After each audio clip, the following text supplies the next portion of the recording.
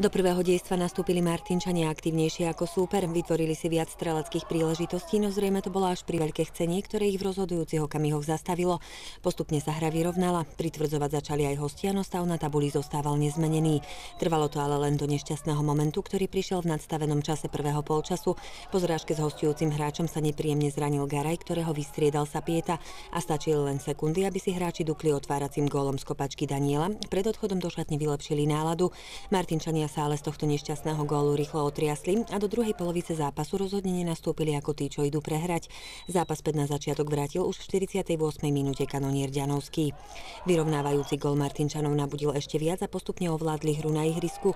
Jednogólovú remízu mohli v tejto časti zmeniť hneď niekoľkokrát, no to by sa na ich stranu muselo prikloniť aj viac streleckého šťastia. Poslať loptu za chrbát Maťašovského sa im totiž napriek vyloženým šanciam nepodarilo. O zvrat v zápase sa v závere pokúsili aj hostia, no ani strelcovi otváracieho gólu Danielovi našťastie domácich po druhý raz dopriate nebolo.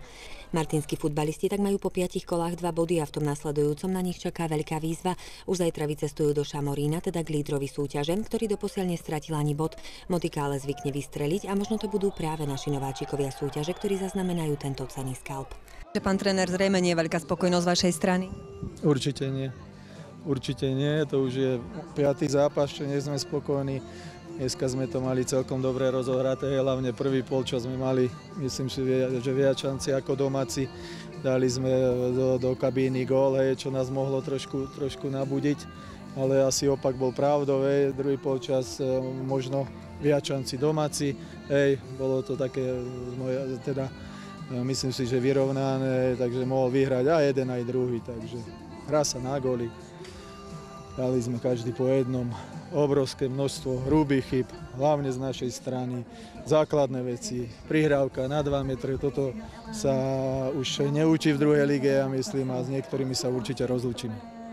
Teraz ja nejdem do šatne radšej, takže nechám si to trošku prejsť hlavou a budeme to zajtra riešiť. Ďalší bod do tabuľky, ale aj teda keď sa pozrieme na ten druhý polčas, mohli by 3? Tak, my sme chceli tento zápas vyhrať. Možno, že to chcenie bolo až príliš veľké a prejavilo sa to v prvom polčase. Chýbal taký pokoj, kľud, rozvaha na lopte. V prvom polčase sme mali dobrý vstup, tých 5-10 minút, ale potom sme nehrali dobre.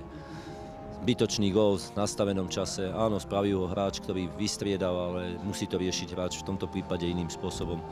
Dôležité bolo, že sme na začiatku druhého polčasu vyrovnali a potom to už bolo kto z koho. My sme mali šance, súper mal šance, takže asi tá remíza je opäť spravodlivá. Boli vyložené šance, hlavne Žilákova, mal to riešiť ináč, nastrelili sme tam Brno, ale aj super mal nebezpečné príležitosti. Kto by bol dal gól, tak ten by bol vyhral.